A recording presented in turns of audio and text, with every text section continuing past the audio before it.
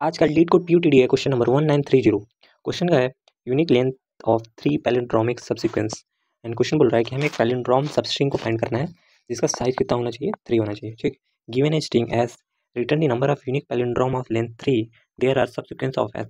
हमें एक स्ट्रिंग दिया है, उस स्ट्रिंग में से हमें 3 साइज का सबसीक्वेंस निकालना है जो कि क्या होना चाहिए, पैलिंड्रोम होना चाहिए, पैलिंड्रोम होना चाहिए और यूनिक होना चाहिए। इट मीन्स यदि मेरा लेट्स ये अगर पैलिंड्रोम है, यदि एक से अधिक बार आ रहा है, ये मानो सबसे मेरे स्ट्रिंग में एक से अधिक बार आ रहा है, बट इट मीन्स ए भी ये 2 टाइम्स आ रहा है, तो हमको 2 बार काउंट नहीं करना है, हमें सिंपली इसको एक ही बार काउंट काउंट करना है। ठीक है, हमारे जितने भी पैलिंड्रोम होंगे सब यूनिक होने चाहिए, रिपीटेड ना होना चाहिए। ठीक है, palindrome is a string that read from forward and backward. It means अगर पैलिंड्रोम का डेफिनेशन दिया है कि एक अगर यदि मेरा कोई स्ट्रिंग पैलिंड्रोम है तो यदि हम उसको फॉरवर्ड या फिर बैकवर्ड से रीड करेंगे तो सेम स्ट्रिंग होना चाहिए। ठीक है, subsequence of string is a new string generated from the original string and some character can be not deleted without changing the relative order of the remaining character. It means बोला है कि ये मेरा कोई स्ट्रिंग है, ये मानो string है ABCD और ये, इसमें हम सब सीक्वेंस का मतलब होता है कि ए को ले सकते हैं, सी को भी ले सकते हैं, ई को भी ले सकते हैं। ऐसा नहीं कि मेरा सीक्वेंस में होना चाहिए या फिर कंजिक्यूटिव होना चाहिए, हम इसको भी ले सकते हैं, इसको भी ले सकते हैं, इसको भी ले सकते हैं, इसको भी ले सकते हैं एक के बाद।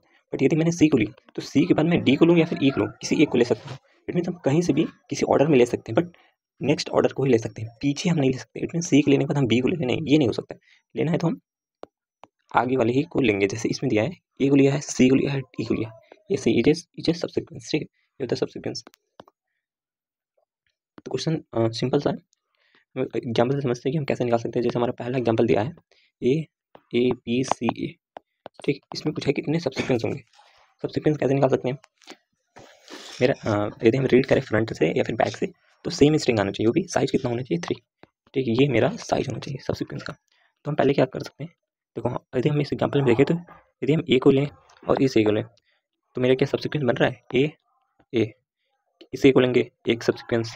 ठीक है, यदि इस बी को लेते हैं तो ए बी और ए हो गया, यदि सी को लेते हैं ए सी और ए हो गया, 1 2 3 सबसीक्वेंस दिख रहे हैं। अब हम इसको लेफ्ट से पढ़ें या राइट से पढ़ें तो सेम सबसीक्वेंस है।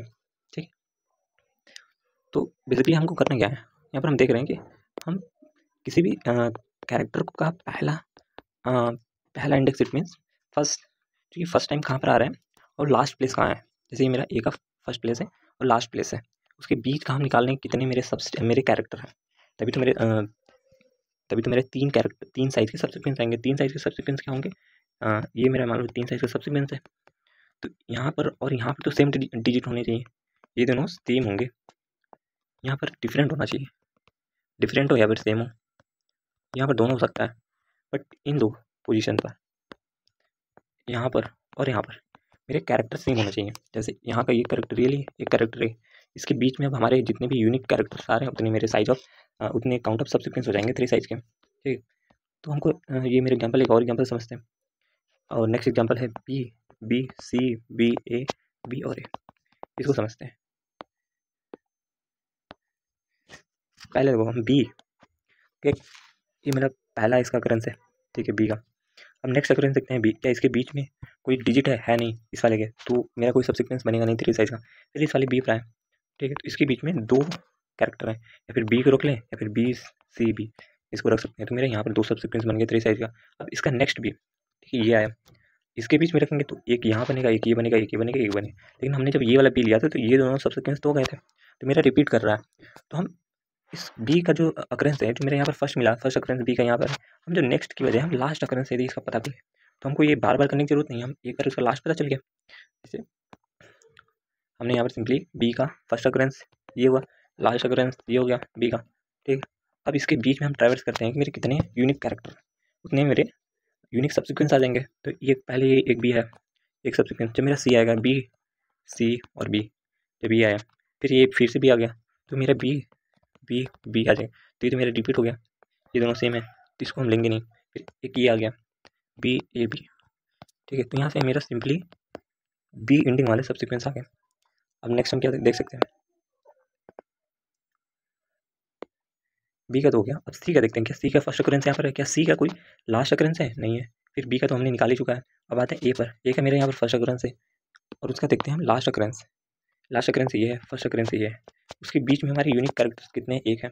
इस पर ट्रैवर्स करेंगे इसके बीच में तो मुझे एक मिलेगा, तो मेरा ABA, एक ये सबसीक्वेंस मिला, एक ये और एक ये, टोटल 4 सब सीक्वेंस मिले जो कि क्या है, मेरे यूनिक है। ठीक है, तो हमको यहाँ से ये पता चलता है कि हमको हर एक कैरेक्टर जो है उसका हम फर्स्ट अकरेंस, यदि हमें फर्स्ट अकरेंस पता चल जाए और लास्ट अकरेंस, तो इसकी लास्ट मीन्स ये मेरा इंडेक्स समझो। ठीक है, कि मेरा इंडेक्स है किसी कैरेक्टर का, मुझे फर्स्ट अकरेंस का इंडेक्स मिल जाए और लास्ट का इंडेक्स मिल जाए, तो उसके बीच में हम ट्रैवर्स कर सकते हैं। ठीक है, आइटरेट करके हम यूनिक कैरेक्टर्स को फाइंड करके हम सीक्वेंस निकाल सकते हैं, यूनिक सब सीक्वेंस। ठीक है, तो हम सिंपली तो क्या कर रहे हैं, पहले हर एक जैसे इसी एग्जाम्पल में लेते हैं PCBA, हम बी का फर्स्ट अकरेंस का इंडेक्स निकालते हैं। ठीक है, अब देखो हमारा जो ये कैरेक्टर्स होते हैं 26 लेटर्स होते हैं, और तो हमने एक 26 लेटर का एक मैंने वेक्टर क्रिएट कर लिया, इसमें हर एक कैरेक्टर को हम फर्स्ट अकरेंस इस वाले वेक्टर में हम फर्स्ट अकरेंस को स्टोर करवा लेंगे और लास्ट वाले वेक्टर में हम उसका लास्ट अकरेंस का इंडेक्स स्टोर करवा लेंगे। अब इसकी वैल्यू कैसे स्टोर करवा सकते हैं, देखो यदि हम A-A करेंगे तो मेरा 0 आता है, फिर B-A करेंगे तो 1 आता है। इट मीन्स यदि मेरा कैरेक्टर है, ठीक है, कैरेक्टर्स है, तो यदि हम उसको इंटीजर में चेंज करते हैं तो हम उसके जो फर्स्ट कैरेक्टर्स होते हैं उससे माइनस करते हैं, मेरा मिल जाता है कि 0 मेरा A को शो करता है, 1 मेरा B को करेगा। ठीक है, तो ये मेरा 0 इंडेक्स 1 इंडेक्स 2 इंडेक्स 3 4 5 6 7 डॉट 26। ठीक है, ये मेरा क्या शो कर रहा है 0 कि ए का अकरेंस क्या है, ए का मेरा फर्स्ट अकरेंस क्या हो। यहाँ पर आइटरेट करेंगे, ए का फर्स्ट अकरेंस कहाँ पर आ रहा है, देखो 0 1 2 3 4 5 एंड 6 क्या आ रहा है 4 हो गया, और ए का लास्ट अकरेंस क्या है 6 आ गया, लास्ट अकरेंस 6। अब आते हैं बी का फर्स्ट अकरेंस क्या है 0 है, बी का लास्ट अकरेंस क्या है 5 है। ठीक है, सी का मेरा फर्स्ट अकरेंस क्या है 2 है, लास्ट अकरेंस है नहीं है, तो हम लास्ट अकरेंस की जगह हम इस 2 को ही कर देते हैं क्योंकि इसके बीच में कोई होगा नहीं। ठीक है, अब हम आइटरेट करेंगे इस फर्स्ट और लास्ट ए के फर्स्ट और लास्ट अकरेंस के बीच में के इंडेक्स पर, ये 4 से 6 आइटरेट करें, देखो 4 से 6 आइटरेट किए थे इसके बीच में कि कितने मेरे यूनिक कैरेक्टर्स हैं। फिर क्या मेरा 0 से 5, क्या हम 0 से 5 तक आइटरेट किए थे इस यूनिक कैरेक्टर को, यूनिक सब सीक्वेंस को फाइंड करने के लिए हम 0 से 5 तक आइटरेट किए थे, इसके बीच में आइटरेट किए थे, इन दोनों को छोड़ दिए थे। तो यहाँ से हमको ये समझ में आ रहा है कि हम यदि हर एक कैरेक्टर के फर्स्ट अकरेंस और लास्ट अकरेंस फाइंड कर लें तो हम उसके बीच में आइटरेट कर सकते हैं। तो सिंपली हमको कुछ नहीं करना है, हमको सिर्फ और सिर्फ एक हम आइटरेट करके फर्स्ट अकरेंस निकालेंगे और उसी कैरेक्टर का लास्ट अकरेंस निकालेंगे। फिर हमारा नेक्स्ट स्टेप क्या आ रहा है कि हम इस पर हम कि हम इन दोनों के बीच में फर्स्ट और लास्ट का जो इंडेक्स है उसके बीच में आइटरेट करते हैं। तो सिंपली हम पहले क्या करेंगे, अब हम कोड का लॉजिक देखते हैं।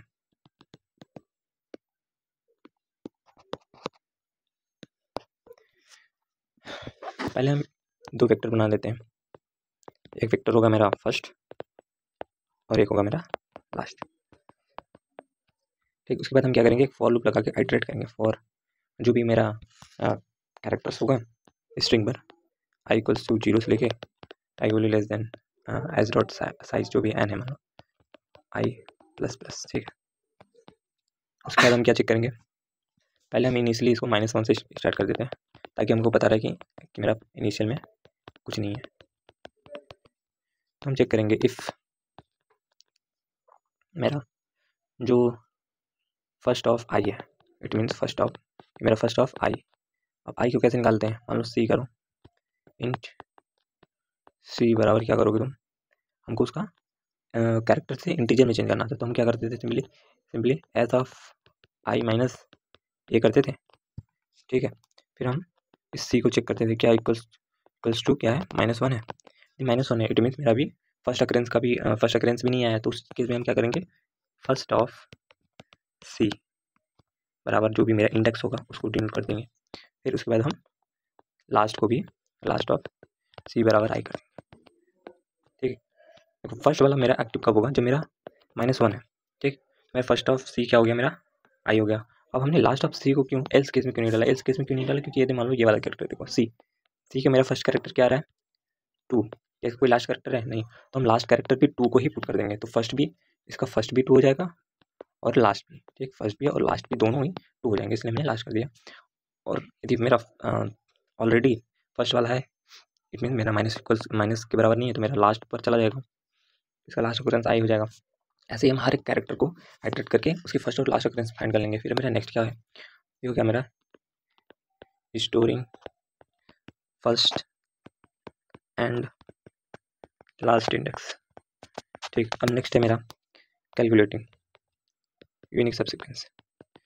ठीक, हमको सिंपली क्या करना है, हमको 26 मेरा ये जो साइज है 26 है और मैं मैक्सिमम 26 कैरेक्टर हो सकते हैं और उन सभी 26 कैरेक्टर्स के 26 कैरेक्टर्स के फर्स्ट एंड लास्ट अक्रेंस हमें हमारे वेक्टर में स्टोर है। तो हम for int i equals to 0 से आई की वैल्यू लेस देन 26 तक चलेंगे। इससे मेरा पूरा आइटरेट हो जाएगा वेक्टर। ठीक है, अब हम क्या करेंगे, जो मेरा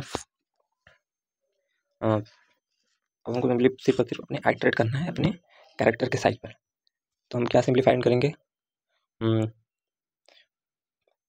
हम अपने इस वेक्टर, ठीक है, इस वेक्टर पर आइटरेट कर रहे हैं हम, इस पर फाइंड किए, ये थी मेरा 0। इफ चेक कर लेते हैं, if first of i not equals to -1 है, इट मीन्स मेरा फर्स्ट और लास्ट अक्रेंस होगा। तो सिंपली हम क्या करेंगे, उस इस फर्स्ट से इसके लास्ट तक हम आइटरेट करके उसका इंडेक्सेस निकालेंगे। इट मीन्स हमको इंडेक्स तो पता है उसमें, तो हम क्या करेंगे, एक और लूप लगाएंगे फॉर इंट जे, मान लेते हैं जे equals to first of I.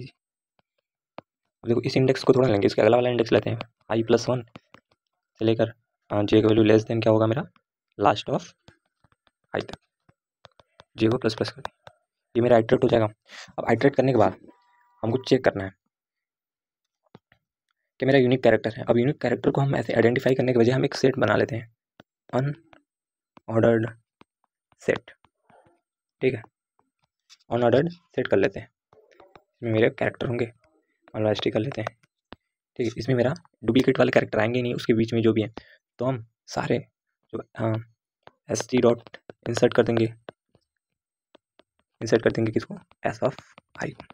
S of जे मेरा जे आइटरेट कर रहा है ना फर्स्ट से लास्ट जे को, बस उसके बाद सिंपली हमको आंसर में अपने st डॉट साइज कर देंगे, लास्ट में हमको रिटर्न करवा देना है आंसर को। बस तो सेट हमने क्यों लिया, मेरा सेट होगा जैसे ही मेरा ये वाला चीज़ है बी, जैसे देख रहे हो 1 2 3, इसके बीच में मेरा बी यहाँ पर भी आ रहा है, यहाँ पर भी आ रहा है, तो बी मेरा 2 बार काउंट हो जाएगा यदि मैंने वेक्टर या फिर ऐसे काउंट किया तो यूनिक कैरेक्टर्स का। मैंने सेट ले लिया, बी जब दोबारा आएगा तो डुप्लीकेट अलाउ होता नहीं सेट में, तो एक ही कैरेक्टर होगा, तो मेरा एक यहाँ पर स्टोर होगा, 2 और ये 3, तो इनके बीच में मेरे 3 ही कैरेक्टर यूनिक कैरेक्टर फाइंड होंगे, तो मेरे साइज आंसर में 3 ऐड हो जाएंगे। और जब इन दोनों के बीच में करेंगे तो मेरा एक ही कैरेक्टर है, तो एक यहाँ से हो गया, तो 3 + 1 4 हो जाएंगे। ठीक है, ये मेरा लॉजिक है कोड का। अब हम इसका कोड करके देखते हैं। ये हमारा क्वेश्चन है, अब हम इसको कोड करते हैं जैसे कि हमने अभी कैनवस पर इसके लॉजिक्स देखे। तो हमको सिंपली क्या करना था, पहले हमको 2 वेक्टर डिफाइन करना था, जो फर्स्ट था और लास्ट था, दोनों इंडेक्सेस को हर कैरेक्टर के इंडेक्स को स्टोर करता था। वेक्टर ऑफ इंट फर्स्ट, जो कि साइज कितना होगा 26 ही मैक्सिमम कैरेक्टर्स होते हैं, इससे अधिक होते हैं, और दूसरा वेक्टर भी लास्ट करते हैं, ये हमारा लास्ट हो जाएगा, जो कि मेरा लास्ट इंडेक्स को हर एक इंडेक्स को काउंट करेंगे। तो हमको सिंपली क्या करना था, हमको फॉर लूप लगाना था जिसमें हमको उसके फर्स्ट और लास्ट कैरेक्टर को स्टोर करना था एस डॉट साइज आई प्लस प्लस।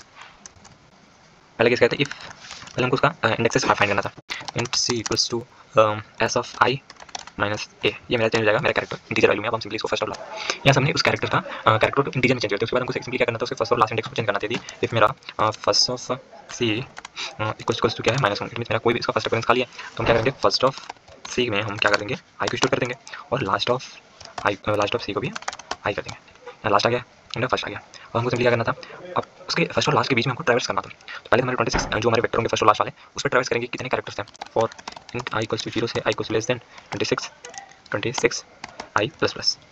पहले हम क्या चेक करेंगे, यदि मेरा फर्स्ट ऑफ मेरा फर्स्ट ही -1 है, लेकिन वो वाला कैरेक्टर तो मेरा है ही नहीं, तो उस केस में हमको कुछ करना है नहीं, तो उस केस में हम कंटिन्यू करेंगे। If first of i equals to -1 और the first of i equals to last of i, तो उस केस में भी तो हमें कुछ नहीं करना था, तो उस केस में हम सिंपली कंटिन्यू करेंगे। और साइड केस में क्या करना था, हमको ट्रैवर्स करना था फर्स्ट लेके लास्ट तक।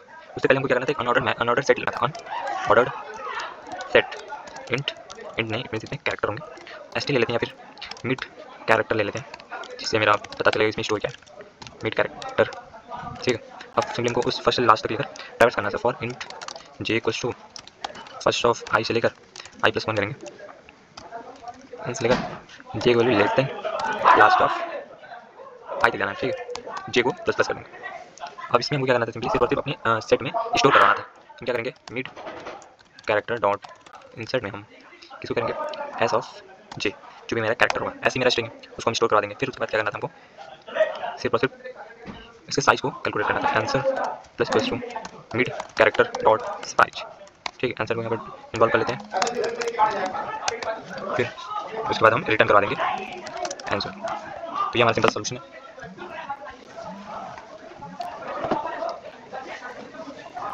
हमने स्पेल मिस्टेक किया है, ठीक है,